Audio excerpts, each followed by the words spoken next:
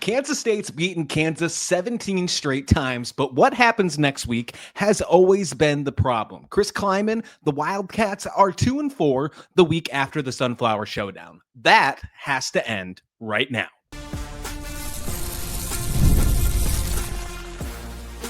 You are Locked On Kansas State, your daily podcast on the Kansas State Wildcats, part of the Locked On Podcast Network, your team every day. Yes, welcome on into Locked On Kansas State, your daily Kansas State Wildcats podcast. I'm your host, Christian Rauh, and thank you so much for making Locked On Kansas State your first listen every single day. Welcome back to my everydayers. Today's episode is brought to you by Game Time. Today's episode brought to you by Game Time. Download the Game Time app, create an account, and use code LOCKEDONCollege for $20 off your first purchase. On today's episode, we're diving into what Chris Klieman had to say on Monday, but most importantly, we're talking about the Hangover. And no, not the movie, not the sequel, and we're going to make sure this doesn't continue with another sequel, but losing in 2019, losing in 2020, 2023, and 2024, right after the Sunflower Showdown, cannot happen again. The Hangover, why it's real, why it won't hit this team this year, and what makes Texas Tech the perfect test is all on today's show. Chris Klieman admitted it himself on Monday.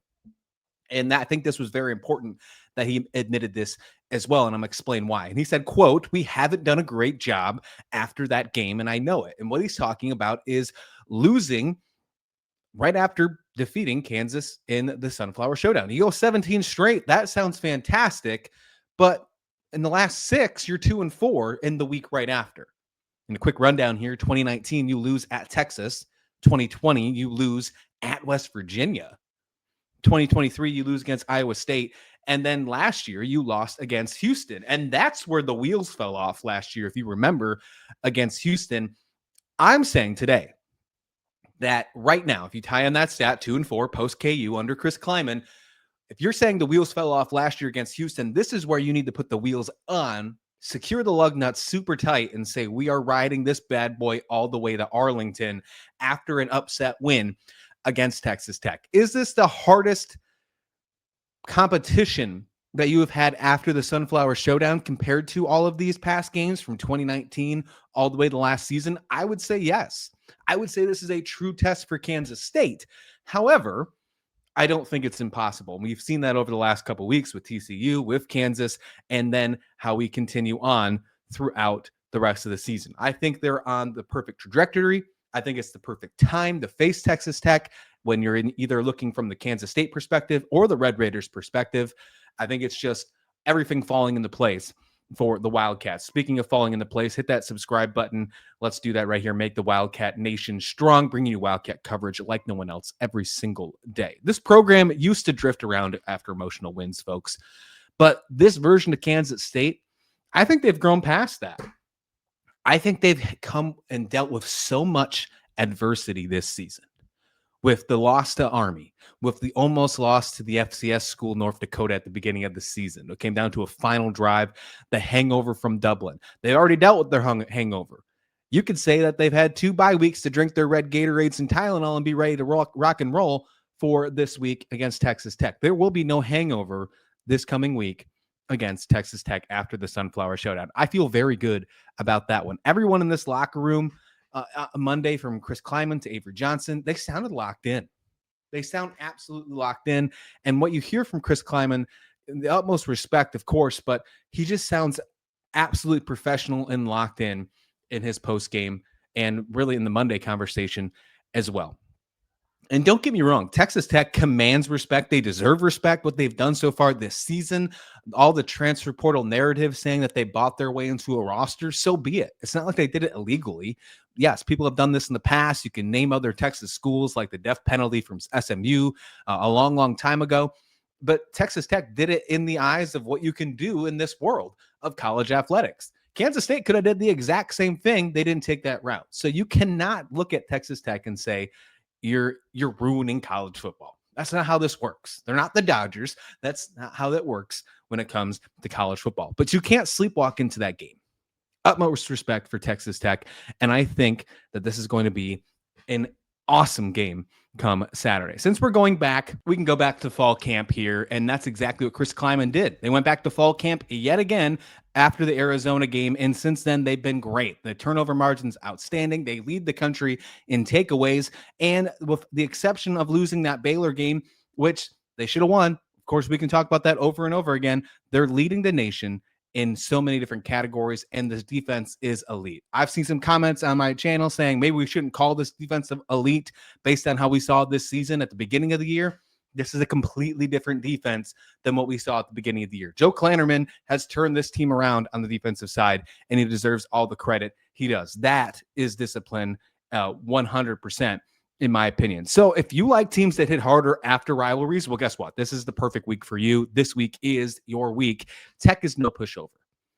Texas Tech is not going to be a pushover. What they've done against other teams inside the Big 12, outside the Big 12, they are a true college football playoff contender. And not only does Kansas State have a chance to continue their reign and continue their path to potentially get to Arlington, tightening those lug nuts, as I mentioned, they also have a chance to play spoiler.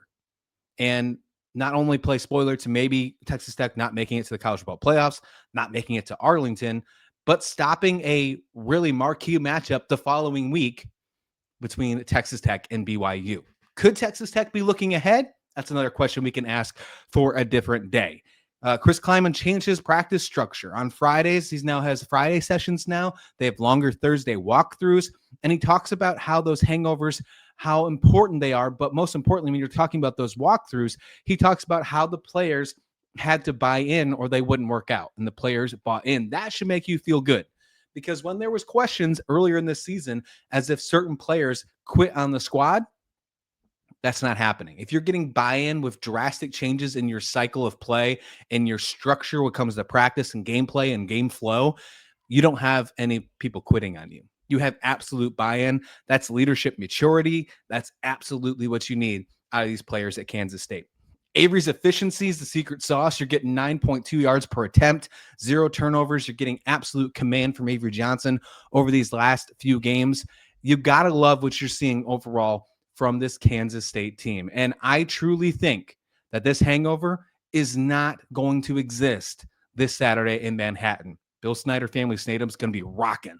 It's going to be super loud, and it's going to be absolutely insane. So simple question here, hangover or dialed in? What do you think? Are you with me? Do you think the hangover is going to be non-existent? Do you think Kansas State's going to be dialed in? Because I absolutely do think that. So if you do agree with me, drop lock in, or if you don't agree with me, maybe comment nervous or something like that in the comments. Hit subscribe for tomorrow's Run Game Talk, because we're going to dive into a lot more conversations on that. But we're also going to dive into Run Game Talk today, because Kansas State's going to be without their star running back for one more game, at least potentially the rest of the season. We'll talk about that next, right here on Locked On Kansas State.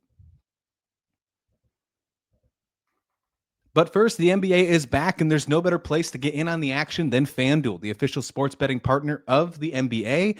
Even if you missed the start of the game and want to ride that hot hand, well, FanDuel has live bets on everything for who will score the next point to fourth quarter comebacks. Plus, you can even combine your live bets into a same game parlay for a shot at a bigger payout. So it keeps everything from the game inside of it exciting, especially when your team's making that late push. And right now, FanDuel is giving new customers $300 in bonus bets when the first $5 bet wins. So head to FanDuel.com to sign up and play your game with FanDuel, the official sports betting partner of the NBA.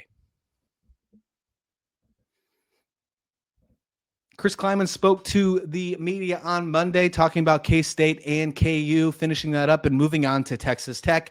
And one thing we heard right off the bat is Kansas State will be without Dylan Edwards yet again. Can Joe Jackson carry the load yet again? That's yet to be determined. I have faith that he can, but of course, there's a lot of things that come into play with not having Dylan Edwards. I think Dylan Edwards would have been a perfect running back to change the entire narrative of this game if he's completely healthy.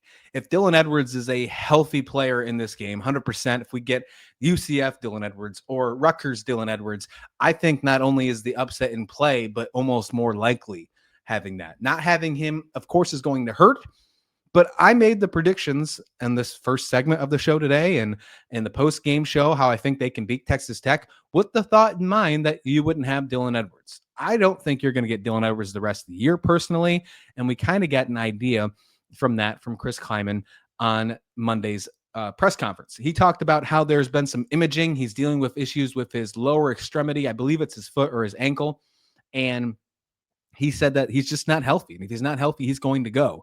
Now, Chris Klieman did mention that he wants to get out there. Dylan Edwards wants to play. It sounds like he's not having any questions about potentially not playing the rest of the season. The media did ask him about a potential redshirt, and Chris Klieman kind of batted that one away, and he said he hasn't talked to him about that yet. But you have to keep in mind, Dylan Edwards is at that perfect mark right now. He has played 4 games. He's dressed for 4 games, and he can either decide to redshirt if he wants to and not lose eligibility for the rest of the season. If that was the case, that means that he would no longer play for Kansas State this year. He could return next year, or he could hit the transfer portal. Obviously, things being up in the air. What if he does decide to redshirt? Usually, that means you're going to hit the transfer portal. What we've seen in the past, when things like this happen, when it's either not a season-ending injury, although this could be, it could turn into that. But if it happens to have some sort of drama attached to it, which of course that has happened over the last couple of weeks with his agent coming on social media, talking to people from like On3 and other ESPN outlets and things like that, and saying that he has no plans to redshirt or anything like that. If he decided to do that and drama would ensue, you could probably likely think that he would transfer out the next season. Just saying. I am a little speculating here, but I don't have any other inside knowledge. Something just to keep in mind, though, moving forward. So him being out again, suddenly Kansas State's biggest mismatch, isn't talent, it's trenches. And the trenches are going to have to step up. I think this offensive line has the toughest task ahead of them this week than they've had all season long. And we've talked about how this offensive line has been fantastic when it comes to pass blocking and slowly have improved on the run blocking side, but still not up to speed to where you would hope they would be on a Big 12 level. Now you're going into a game where you're facing arguably the toughest defensive line, and not just the Big 12, but all of college football. Can they hold suit and continue to improve over and over again when it comes to that run blocking? Or are they going to fall back behind again? Maybe go back to the Arizona game. That was like one of their worst run blocking games of the season. Texas Tech has the ability to do that to an offensive line, especially like one in Kansas State, who has struggled in the run blocking department so far this season. So they have to step up. The trenches definitely have to step up for sure. Today, Joe Jackson's rise absolutely has to happen as well. The run game still isn't good enough, and the hidden mismatch against Texas Tech's front seven has to be that run blocking, but overall, Joe Jackson has to really step up. He's got all the good things behind him, the good praise behind him, you name it. They love what they've seen from Joe Jackson over the last couple weeks. He has the ability to be a running back one on this roster, something that he most likely will hold the rest of the season if healthy himself. I just think that his confidence and belief has to continue and move forward, and obviously get a nice little push from the bullies up front. This defensive line from Texas Tech is the toughest test yet. There's no doubt about that.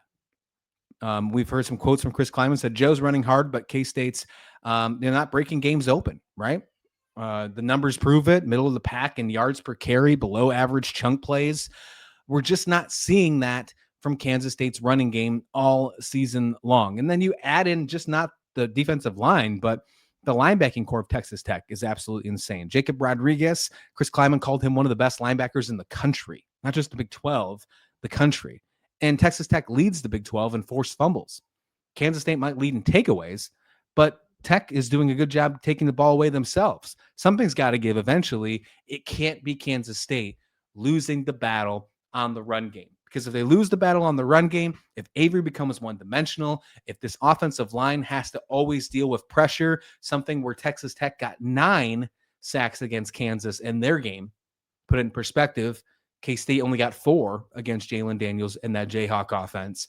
If they become one-dimensional and have to only throw the football, the Wildcats are in trouble. So I think I'm going to say it right now, I think the key player to this game against Texas Tech, and it's a global thing here, is the offensive line of Kansas State. Avery Johnson, we've seen him be able to do his thing no matter what. Whether it's become be hero ball or last week against KU, just find a way to win. Have your most well-rounded game. I think Joe Jackson has the ability to get that run game going if the offensive line gives him the chance. So not only do I think it's the offensive line that's the key to the game, I think it's the offensive line in a run blocking schemes be the key to the game. I'll go even that deeper. I think they'll be fine when it comes to pass blocking as long as they don't become one-dimensional. That's what I think there. So one word, trust. You got to trust. Do you trust Joe Jackson to handle 25 carries this weekend? Yes, I do. But those 25 carries, are they going to be for 25 yards or are they going to be for 100 yards? That's the big question, and that'll be up to the offensive line to make it happen. Let me know yes or still waiting in the comment description below what you think about Joe Jackson and this offensive line. Do you think, yes, he can handle this, or are you still waiting for him to make that next step forward? Let me know about your offensive line thoughts as well. Let's flip sides for the final conversation on today's episode today and talk about the linebacking room. They're stepping up, and I think it's perfect timing for K-State to run with this for the rest of the year. Let's do that to close this episode up right here on Locked On Kansas State. But first, college football is back, and I couldn't be more excited. The tailgates, the rivalries, the energy in the stands, there's nothing like it. But let's be real. Actually getting tickets can feel more like a battle than the game itself. Endless queues, hidden prices, prices jumping at checkout. Well, that's why I use Game Time. It's the app that gives the advantage back to the fans. It's the easiest way to score last-minute tickets at the best prices with no surprise fees. What you see is what you pay. I've pulled up the Game Time app before, in just a couple taps, I see these amazing deals. I'm talking about deals about your favorite college football games as low as $25. So take the guesswork out of buying college football tickets with Game Time. Download the Game Time app, create an account, and use code LOCKEDONCollege for $20 off your first purchase. Terms do apply, but again, that's promo code LOCKEDONCollege, all one word, for $20 off. Swipe, tap, ticket, go. Download Game Time today.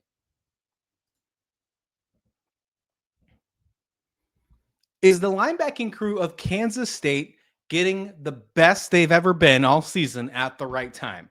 I will say yes, and I will say no. And it might be not the way you are expecting it to be if you're predicting it at the beginning of the season. First, I'm going to start with Desmond Purnell. He is doing what great linebackers do. He's showing up when it matters most. Today, let's talk Purnell's breakout, the quiet battle, Austin Romaine, what he's fighting through, because that's something that's coming in, and why this defense looks playoff ready again. Chris Klieman is talking about Desmond Purnell in a new light, because the last couple of weeks has been amazing for Desmond Purnell. What he has done, of course, the 2 interceptions against TCU. He led the team in tackles last week against Kansas, almost had another interception himself, a couple tackles for losses. He was fantastic. He was all over the field, and I expect to see that happen again this Saturday in Manhattan. Chris Klieman said, quote, he's healthier, more explosive, and a student of the game, a step ahead.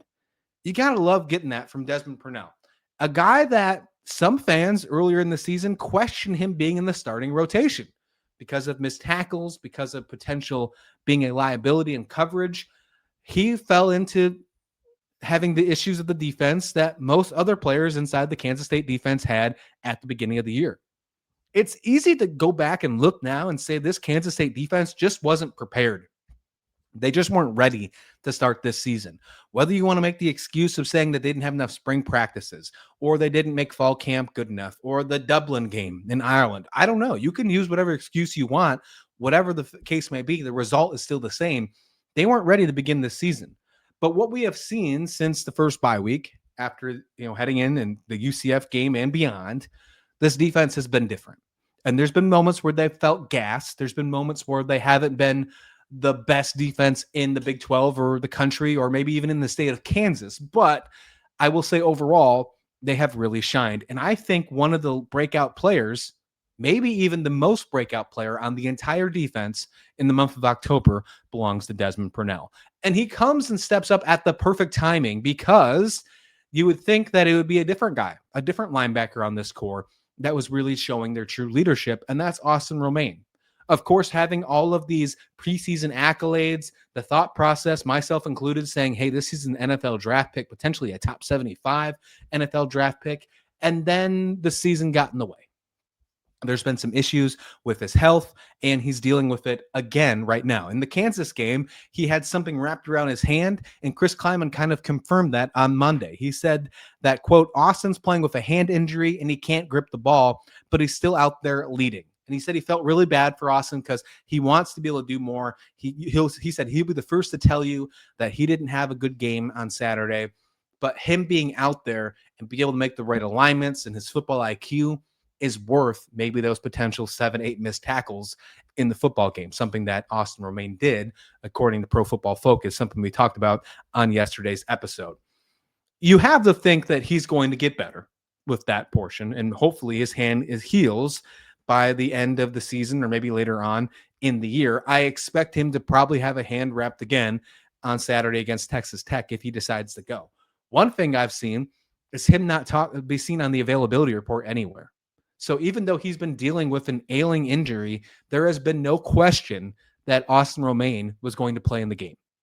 And that alone should tell you that this guy has grit and this guy has leadership and this guy will do whatever it takes to get Kansas State winning a game like an upset against Texas Tech on Saturday. So you got to love that. That's Kansas State DNA, toughness and accountability. You can take that back to Snyder years. You can use it in Klieman years, whatever years you want to use. That is the K-State DNA. And you can tie in to Klieman's and Kletterman's mob mentality, right? The mob mentality is getting that mind on ball kind of conversation where no matter what, this defense is trying to get the ball back to the offense. And that's why they are trying their best to get all these takeaways. They now lead the country in takeaways with a primary focus that begins in practice and continues on into games where they are trying to find a way to get the ball back to the offense. That's standard, according to Chris Klieman. He said, if you're not stripping the football, teammates call you out in practice. And that leads with guys like Austin Romaine and a couple of those other players as well. So even though Austin Romaine's dealing with injury, he's still being a huge leader on and off the field. And, you know, I'm rooting for him, of course. I want to see him be a guy that we talk about being as one of the best linebackers in the country, because I still think he has the potential to do that. It's just, unfortunately, he's dealing with a hand injury that, of course, makes it hard to tackle and have a grip in playing football. Thankfully, guys like Desmond Purnell are stepping up big time, and that's exactly what we need when you're trying to play and win against a team who is, according to the Associated Press, top 15 in the country. Daniel Cobb's interception against KU, a textbook mob play, by the way, what Chris Klieman said. Leading the country in takeaways. Will they continue to make that the X factor against Texas Tech on Saturday? I think it really could be a big difference. It could be a huge difference. We're going to talk more Texas Tech on Thursday's episode with Locked On Texas Tech's host, Chris Level. We're going to get more of an insider look on how their injuries and how their pressure, because Texas Tech has a ton of pressure this season, trying to represent this new era of college football, getting themselves to the college ball playoffs, potentially all this money spent. If they fall short, what happens? Kansas State has a chance to change that and play spoiler this Saturday for sure. So let me know what you think about this defense. Is it peaking at the right time? Let me know your thoughts in the comment description below, and sub for extra episodes coming up very soon. We're going to dive more into Texas Tech. Again, crossover on Thursday, predictions on Friday, and of course, the reaction show on Saturday after the game. Please like the video. Please subscribe. We'll see you back here next time, right here on Locked On Kansas State.